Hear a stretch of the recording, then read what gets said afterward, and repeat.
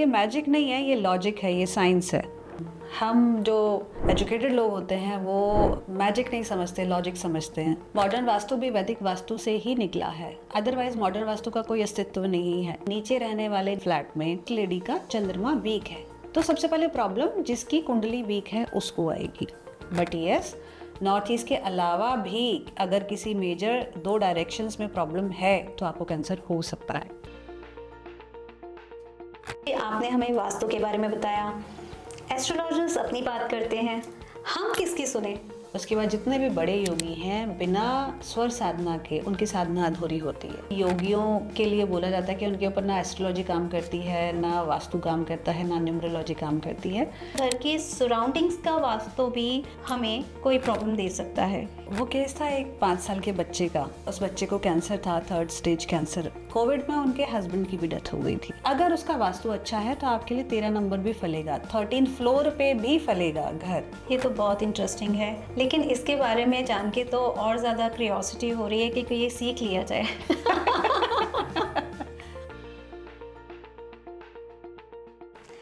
आज हमारे साथ हैं वास्तु जगत की जानी मानी हस्ती आचार्य अंजू शर्मा जी। आज हम जानना चाहेंगे अंजू जी की जर्नी के बारे में और उस चिंगारी के बारे में जिससे अंजू जी की ज़िंदगी भी रोशन हुई और बाकी लाखों ज़िंदगियां भी उजागर हुई। तो अंजू जी बताइए आप हमें कि फैशन की दुनिया में 15 साल रहने के बाद आपने वास्तु ज्वाइन किया, इसके पीछे क्या राज है? हम जो एजुकेटेड लोग होते हैं वो मैजिक नहीं समझते, लॉजिक समझते हैं। मेरी भी लाइफ में कुछ ऐसा हुआ कि शादी के तुरंत बाद हस्बैंड की जॉब काफ़ी टाइम तक नहीं लगी, मनी वाइज बहुत ज़्यादा प्रॉब्लम झेलनी पड़ी। ग्रेजुअली बहुत कुछ करके देखा, हर जगह इंटरव्यू देना, ये करना वो करना, बट स्टिल उसके बावजूद भी नहीं जॉब कोई मिल रही थी। उस घर में आने से पहले हम दोनों की बहुत अच्छी जॉब, बहुत अच्छी लाइफ चल रही थी। सो सडनली एक स्पिरिचुअल एंगल आया। बाबा नीम करोली ने मुझे सपने में दर्शन दिए, उन्होंने अपने मंदिर में मुझे बुलाया और वहाँ से आने के बाद मेरा वास्तु में बिलीव हो गया। जैसे जैसे मैं डीपली वास्तु की बुक्स, वास्तु के बारे में पढ़ती चली गई तो मुझे पता चला कि एक्चुअली मेरे घर में बहुत बड़े बड़े वास्तु दोष थे। उसके बाद मैंने अपने घर का खुद ही वास्तु चेंज किया। उसके बाद मेरे हस्बैंड को 21 डेज में जॉब मिल गई। देन आई रियलाइज कि ये मैजिक नहीं है, ये लॉजिक है, ये साइंस है। अंजू जी, कन्फ्यूजन ये है कि कहीं वास्तु जो है वो वैदिक वास्तु के बारे में बात होती है, कहीं मॉडर्न वास्तु के बारे में बात होती है, तो इन दोनों में हम डिफरेंस कैसे जानें? अगर मैं वैदिक वास्तु और मॉडर्न वास्तु को कंपेयर करूँ तो वास्तु तो एक ही है। मॉडर्न वास्तु भी वैदिक वास्तु से ही निकला है, अदरवाइज मॉडर्न वास्तु का कोई अस्तित्व नहीं है। आई थिंक कोई अभी तक इतना बड़ा वास्तु शास्त्री नहीं हुए हैं कि जो हमारे 18 महर्षियों का जो ज्ञान है, जो उन्होंने सारे बुक्स में और ग्रंथों में दिया है, उसको दोबारा से लिख पाए, उसको दोबारा से स्टडी कर पाए। तो वास्तु तो सेम ही है। मॉडर्न वास्तु बस ये है कि उसमें से निकाल के इजी वे में लोगों को समझाने के लिए, बताने के लिए उसका नाम रख दिया है। आज के टाइम पे भी वैदिक रेमेडीज़ उतनी ही फ्रूटफुल हैं, उतनी ही कारगर हैं जितनी पुराने ज़माने में थी। फ्लैट सिस्टम आ गए हैं अब। 4th फ्लोर पे, 3rd फ्लोर पे रह रहे हो तो आपका अर्थ एलिमेंट घर में ज़्यादा होगा। अगर आप 24th फ्लोर पे रह रहे हो तो बट ऑब्वियसली आपका एयर एलिमेंट घर में बढ़ जाएगा, तो उन दिशाओं को हमें बैलेंस करने की ज़रूरत है। सो वैदिक vastu is a very vast, very detailed. Modern vastu बहुत कम बताता है हमें। सो अंजू जी, अगर वास्तु साइंस है तो किसी एक बिल्डिंग में अगर 2 फ्लैट्स हैं और उनकी डायरेक्शंस भी सेम हैं, पर एक फ्लैट में रहने वाले लोग बहुत सक्सेसफुल हैं, लेकिन दूसरे फ्लैट के जो है अपनी लाइफ में बहुत सारी कॉम्प्लिकेशंस देखते हैं, तो इसके पीछे क्या रीज़न है? उन लोगों के जो एस्ट्रोलॉजी है वो बिल्कुल अलग होगी, उन लोगों का इंटीरियर बिल्कुल अलग होगा, उन लोगों का लाइफ को लेके अप्रोच बिल्कुल अलग होगा। इन केस आपका नॉर्थ में प्रॉब्लम है और एक घर की लेडी ऑफ द हाउस का मून चंद्रमा कुंडली में बहुत अच्छा है और दूसरी वहीं नीचे रहने वाले फ्लैट में लेडी का चंद्रमा वीक है, तो सबसे पहले प्रॉब्लम जिसकी कुंडली वीक है उसको आएगी। सेकंड पॉइंट आता है आपने इंटीरियर में, नॉर्थ में suppose in case yellow colour लगा दिया, suppose in case pink colour लगा दिया, तो बट ऑब्वियसली सबसे ज़्यादा उनको प्रॉब्लम आएगी। तो यहाँ पे बहुत सारी चीज़ें चेंज हो जाती हैं। कि आपने अपने घर का इंटीरियर कैसे किया है, और आपकी एस्ट्रोलॉजी दिशा के जो नेगेटिव इम्पैक्ट्स हैं उसको थोड़ा कम कर देती है। तो अंजू जी, मैंने ये भी सुना है कि नॉर्थ ईस्ट डायरेक्शन में टॉयलेट होने पे कैंसर हो जाता है, क्या ये सब पॉसिबल है? ऑफ कोर्स, आपने सही सुना है। सिर्फ कैंसर नहीं हो सकता है, घर की पूरी एनर्जी ख़त्म हो जाती है। So north east because vastu का ये कोर है, हम वास्तु पुरुष का सिर बोलते हैं उसको। सिर में ही अगर टॉयलेट है आपका तो आप समझ सकते हैं कि क्या रेपरकशंस हो सकते हैं उस चीज़ के। नॉर्थ में भी अगर टॉयलेट है उससे भी कैंसर हो सकता है, साउथ ईस्ट में भी अगर टॉयलेट है उससे भी कैंसर हो सकता है। द पॉइंट इज़ दैट कि नॉर्थ में अगर टॉयलेट है तो वो लेडीज़ के लिए ज़्यादा खतरनाक है। साउथ या ईस्टर्न साइड जो टॉयलेट है वो मेल मेंबर्स के लिए ज़्यादा डेंजरस है। तो एक डायरेक्शन में सिंगल प्रॉब्लम होने से कुछ नहीं होता, उसके 180 डिग्री जो डायरेक्शन है उसमें भी कोई वास्तु दोष होगा, तभी जाके कोई वास्तु दोष महादोष बनता है। बट यस, नॉर्थ ईस्ट के अलावा भी अगर किसी मेजर 2 डायरेक्शंस में प्रॉब्लम है तो आपको कैंसर हो सकता है। तो अंजू जी, अगर ऐसी प्रॉब्लम घर में आ गई है ऑलरेडी और हम चाहते हैं कि कुछ रेमेडी करें, तो इस केस में जिस इंसान को कैंसर हुआ है, ऐसी प्रॉब्लम आई है, वो कितने समय में राहत दे सकती हैं? It will take some time dear, of course result आते हैं इसमें। देखिए, नॉर्थ ईस्ट की टॉयलेट तो हम बोलते हैं कि हटा ही दो, क्योंकि सिर्फ ये कैंसर से रिलेटेड नहीं है, और भी बहुत सारे इश्यूज ये देते हैं। फाइनेंशियल इश्यूज भी आ जाएगा, आपको आगे नहीं बढ़ने देगी लाइफ में।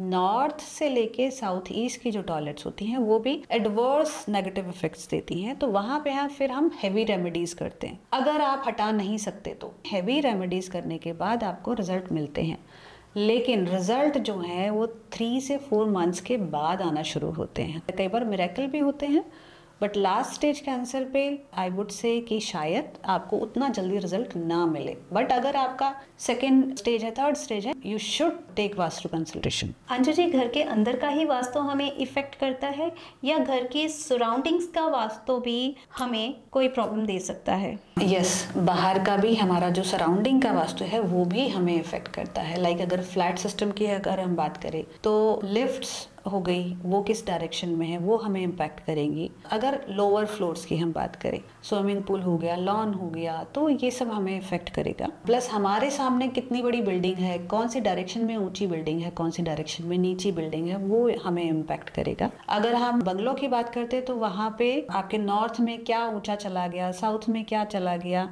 आपका लॉन किधर की तरफ चला गया, ये सारी चीज़ें इम्पैक्ट करेंगी। मान लीजिए साउथ है या साउथ वेस्ट की आपकी डायरेक्शन है, एंट्री है, और आपके सामने ही कोई लॉन है बहुत बड़ा, तो that will also impact you. कोई हिल्स है, माउंटेन है, कोई रिवर है आसपास, वो सब आपको इम्पैक्ट करेगी। बट उस सब को बैलेंस करने के लिए हमें अपने घर में ही वास्तु करना होता है। अंजू जी, आपने हमें वास्तु के बारे में बताया, एस्ट्रोलॉजर्स अपनी बात करते हैं, हम किसकी सुने? बेसिकली आपकी कुंडली में जो ग्रह जहाँ बैठे हैं उसके अकॉर्डिंगली ही आपको घर मिलता है। जहाँ जो ग्रह बैठा होगा उसी के अकॉर्डिंगली वो दिशाओं को इम्पैक्ट करता है। अब हम ऊपर जाके ग्रह को तो छेड़ नहीं सकते, और अगर आप एस्ट्रोलॉजी की पूजा कराएंगे भी तो उसका इफेक्ट बहुत कम टाइम के लिए रहेगा, बिकॉज आपका जो घर का वास्तु है वो इतना ज़्यादा नेगेटिव होगा कि वो पॉजिटिविटी को ख़त्म कर देगा, जो पूजा की पॉजिटिविटी होगी। तो सबसे जो कारगर उपाय होता है वो वास्तु ही है। अल्टीमेटली हमें वास्तु करना पड़ेगा। वास्तु से जब आप बैलेंसिंग करोगे तो आपके ग्रहों का, नेगेटिव ग्रहों का इम्पैक्ट भी आपके घर में, आपके ऊपर, वो कम हो जाएगा ऑटोमेटिकली। अगर मैं बोलूँ तो एस्ट्रोलॉजी और वास्तु हैंड बाय हैंड है, दोनों को रिलेटेड हैं, उसके बिना काम हो ही नहीं सकता। तो अंजू जी, हमने वास्तु की बात कर ली, एस्ट्रोलॉजी की बात कर ली, इसके अलावा भी कुछ है जो कि हमें एनर्जी दे सकता है? जी बिल्कुल है। आपने अगर स्वर विज्ञान के बारे में सुना हो तो ये भी एक बहुत बड़ी विद्या है, बहुत बड़ा साइंस है। स्वर विज्ञान का जो उद्गम है वो योगा से ही होता है। आपने सुना होगा ईड़ा, पिंगला, चंद्र स्वर, सूर्य स्वर, तो उसी को हम स्वर विज्ञान बोलते हैं। तो ये काम कैसे करता है? तो स्वर विज्ञान को हम बोलते हैं कि ये महाकाल विद्या है। तो हर एक टाइम पे, हर एक घंटे में हमारा एक स्वर एक्टिवेट होता है, एक नॉस्ट्रल एक्टिवेट होता है। तो 1 घंटे में लेफ्ट वाला नॉस्ट्रल एक्टिवेट होता है, दूसरे घंटे में राइट वाला नॉस्ट्रल एक्टिव होता है। इन दोनों के बीच में जब हम ट्रांजिट होता है लेफ्ट से राइट, तो 2 मिनट के लिए सुषुम्ना नाड़ी आती है। तो अगर हम स्वर के अकॉर्डिंगली अपने डे की शुरुआत करें, अपने दिन की शुरुआत करें, मतलब पैर बेड से नीचे उतारने से लेके और हम क्या खा रहे हैं, क्या पी रहे हैं, अगर उसको थोड़ा ध्यान दें तो नेगेटिव वास्तु का भी हम इम्पैक्ट काफ़ी हद तक कम कर सकते हैं। बट हमारी ये लेफ्ट एंड राइट की जो नाड़ी चलती है, इस चीज़ का हमें कैसे आभास होगा? ये आपको थोड़ा सा ध्यान देना पड़ेगा, इसीलिए इसको स्वर साधना बोला जाता है। ये सांसों की साधना है। तो इसको बोला जाता है कि आप उम्र लिखवा के नहीं आए, आप सांसें लिखवा के आए हो। सो आपका किस टाइम पे कौन सी स्वर चल रहा है, आप अगर सिर्फ ऐसा नॉर्मली भी अगर आप चेक कर लोगे तो आपको पता चल जाएगा इस टाइम पे मेरा ये वाला स्वर चल रहा है। तो लेट्स से अगर ईगड़ा चल रहा है, मीन्स लेफ्ट हैंड का हमारा स्वर चल रहा है, तो आप उसमें पानी पी सकते हो, आप उसमें आयुर्वेदिक कोई भी चीज़ खा सकते हो, आप उसमें स्टडी कर सकते हो, बहुत अच्छा दिमाग लगता है उस टाइम पे। और अगर आपको कोई पावरफुल वर्क करना है, कोई गेम खेलना है, कोई एक्टिव गेम्स खेलना है, या खाना खाना है, या ऐसा कुछ करना है, तो आपको राइट नॉस्ट्रिल चलानी पड़ेगी। राइट नॉस्ट्रिल में वो चीज़ करनी चाहिए। ये तो बहुत इंटरेस्टिंग है, लेकिन इसके बारे में जान के तो और ज़्यादा क्यूरियोसिटी हो रही है कि ये सीख लिया जाए। यस, ये बहुत पावरफुल है, बहुत पावरफुल विद्या इसको बोलते हैं। और जो महायोगी होते हैं, ये सदाशिव से ही शुरू हुई है ये विद्या। उसके बाद जितने भी बड़े योगी हैं, बिना स्वर साधना के उनकी साधना अधूरी होती है। सो आपने सुना होगा कि योगियों के लिए बोला जाता है कि उनके ऊपर ना एस्ट्रोलॉजी काम करती है, ना वास्तु काम करता है, ना न्यूमरोलॉजी काम करती है, जस्ट बिकॉज ऑफ वो एवरी सेकेंड एवरी मिनट स्वर को ध्यान में रखते हुए काम करते हैं। सो ये इतनी बड़ी विद्या है। अंजू जी, इतने सालों की आपकी तपस्या है, वास्तव में इतने सारे केसेस आपने हैंडल किए हैं, कोई एक ऐसा केस आप हमें बताइए जिसमें आपको वाकई लगा हो कि कुछ अद्भुत हुआ। वो केस था एक 5 साल के बच्चे का। उस बच्चे को कैंसर था, 3rd स्टेज कैंसर, और जो रिकवर नहीं हो पा रहा था। मेडिटेशन में सडनली मुझे कुछ आभास हुआ कि कोई बच्चा शायद मुझे आवाज़ दे रहा है। 2 दिन बाद सडनली एक लेडी का कॉल आया। उसने बोला कि मेरे बच्चे को कैंसर है, प्लीज़ मेरी हेल्प करो। मैं उनके घर गई, देखा तो बहुत सारे वास्तु के दोष वहाँ पे थे। तो मैंने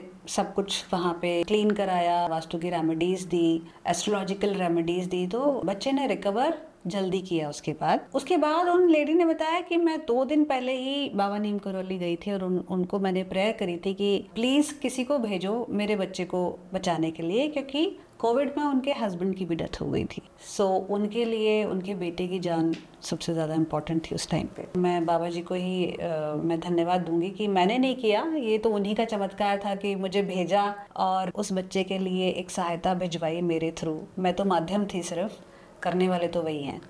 अंजू जी, एक नंबर 13, तो 13 का क्या लॉजिक है? 13 नंबर पे ना तो कोई फ्लैट लेना चाहता है और उस नंबर को कहा जाता है बड़ा अनलकी नंबर है, तो लेकिन कुछ लोग उसको अच्छा भी मानते हैं, तो इसके बारे में बताइए।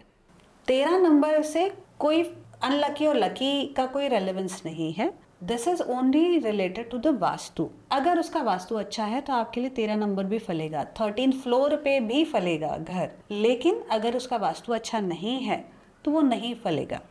बट इसमें हम न्यूमरोलॉजी का एक पार्ट ऐड कर सकते हैं कि अगर आपकी न्यूमरोलॉजी, आपका डेट ऑफ बर्थ या आपका डेस्टिनी नंबर या आपका लकी नंबर जो है वो 4 पे आ रहा है, तो 13, 31 ये नंबर्स आपके लिए और लकी हो जाएंगे। बट इट डजंट मीन कि अगर आपका 13 नंबर नहीं है या 4 नंबर नहीं है तो ये अनलकी हो गया आपके लिए, ऐसा कुछ भी नहीं है। अल्टीमेटली तो घर का वास्तु ही सबसे ज़्यादा इम्पैक्ट करेगा। अंजू जी, आपने वास्तु की हेल्प से अपनी लाइफ को एक नया मोड़ दिया और उसमें कई साल आप तपस्या करते हुए इसमें आगे बढ़ते चले गए, तो कौन सी ऐसी चीज़ है जो आपको इंस्पायर करती रही? तो पहले तो मुझे लगा कि बहुत ज़्यादा आगे मैं जा नहीं पाऊंगी, बट मैं काम करती रही और मैंने देखा कि मेरे जैसे ना, मेरे से भी ज़्यादा प्रॉब्लम में लोग हैं जिनको उस गाइडेंस की, उस विद्या की बहुत ज़रूरत है। तो ये मेरे लिए एक ये इंस्पिरेशन बना। मैंने आई थिंक अपने जो स्टार्टिंग का करियर है उसमें 3000 to 5000 केसेस ऐसे किए हैं जो फ्री ऑफ कॉस्ट थे। जब मैं जाती रही, देखती रही कि लोगों को कितना ज़्यादा प्रॉब्लम में हैं लोग, और उनको अगर थोड़ी सी गाइडेंस से अगर उनकी लाइफ कुछ सुधर सकती है, कुछ संभाल सकते हैं वो लोग, तो वाई नॉट। तो मैं इस लाइन में चलती चली गई और जितना मैं डीपली चलती चली गई उतना ही मुझे ये एक समुंदर दिखाई दिया वास्तु। पहले मैंने मॉडर्न वास्तु से शुरू किया, देन फिर वैदिक में मैं एंटर कर गई, देन फिर सारे ग्रंथ पढ़े, सारा अध्ययन किया, और जितना डीपली मैंने वास्तु को समझा उतना डीपली मैं इससे इंस्पायर होती चली गई। कि मुझे लगता है कि 10 साल के बाद भी मुझे लगता है कि शायद अभी भी मुझे बहुत कम पता है, और भी जानने की ज़रूरत है। क्यों? क्योंकि हर केस अलग है, हर घर अलग है, हर किसी की समस्या अलग है। सो मेरी वजह से अगर सोसाइटी में, किसी की लाइफ में थोड़ा सा भी चेंजेस आ जाए तो मैं अपने आप को लकी समझूंगी। मैं समझूंगी कि शायद भगवान ने जिस काम के लिए मुझे भेजा था मैं उसका कुछ % कर पाई। सो अंजू जी, ये बताइए कि वास्तुशास्त्र को कई लोग अंधविश्वास भी मान लेते हैं, तो क्या ये वाकई सही है या फिर इसके पीछे कोई साइंस है? अगर मैं बात करूं वास्तुशास्त्र की, तो ये प्योरली साइंस है, कोई अंधविश्वास नहीं है।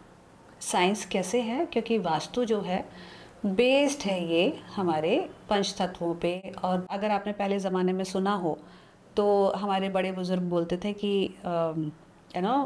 ईस्ट की तरफ से जो रोशनी आनी चाहिए वो घर के अंदर आनी चाहिए, नॉर्थ की तरफ से रोशनी जो आनी चाहिए वो घर के अंदर आनी चाहिए। तो जो ईस्ट है, जो सूर्य है, अगर वहाँ की रोशनी घर के अंदर आएगी तो वो वाइब्रेशन बहुत बहुत पॉजिटिव होती है घर वालों के लिए। अगर वही रोशनी साउथ से, साउथ वेस्ट से या वेस्ट से आ रही है तो वो कहीं ना कहीं कलह लेके आती है। और अगर मैं साइंस में इस चीज़ को बोलूँ, जब सूर्य होता है, जो सन है, सन की 12 बजे के बाद की जो रेजेस होती हैं वो यूवी रेजेस में कन्वर्ट हो जाती हैं, जो कि हार्मफुल है हमारी बॉडी के लिए। तो वहाँ से 12 बजे के बाद का जो सन होता है वो साउथ या साउथ वेस्ट या वेस्ट की तरफ चला जाता है। तो बट ऑब्वियसली वहाँ की जब सन रेजेस घर के अंदर आएंगी तो यूवी रेजेस आ रही हैं, मतलब वो आपके लिए हार्मफुल है। सो इट्स को related with the science only. Anju ji, thank you so much, आप हमारे बीच आए और हमें इतनी सारी जानकारी दी, और उम्मीद करते हैं आगे भी हम मिलते रहेंगे।